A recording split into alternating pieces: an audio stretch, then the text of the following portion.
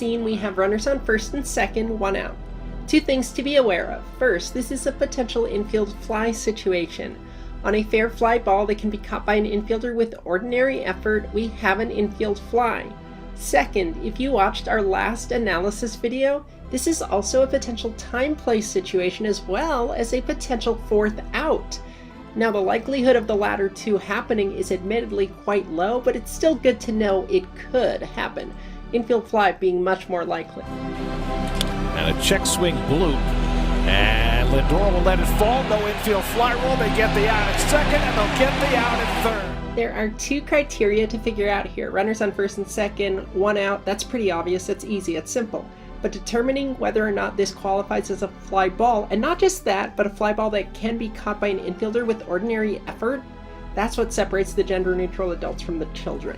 Done by Lindor. Wasn't it high enough to be an infield fly? Wasn't it though? The official score seems to think it was. Pop, what's the second word? Fly. Also look at the scoring. They had the batter out. The only way the batter's out here is if it's an infield fly. I froze the video at the point where the ball has reached the apex, its highest point. I know it's looking down from the press box, so it's a little wonky, but that's the best we got. Hopefully the definition can clear things up for us for what a fly ball is. Nope, not at all. Although it does confirm to me that this is definitely not a line drive because it's not sharp and direct.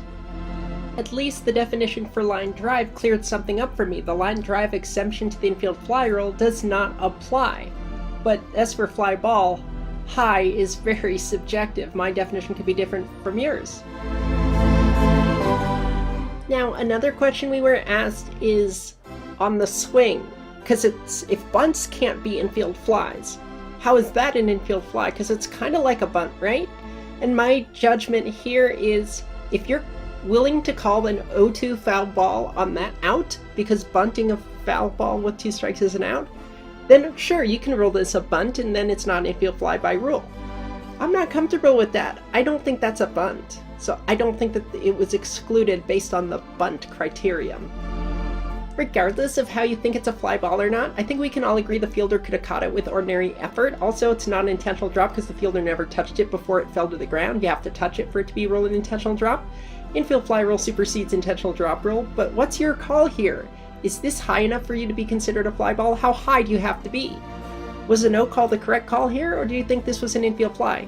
Let us know in the comments below. We'll see you on the site, Twitter and Facebook, and at Close Call Sports and all that other good stuff. Third, gorgeously done by Lindor. Wasn't it high enough to be an infield fly?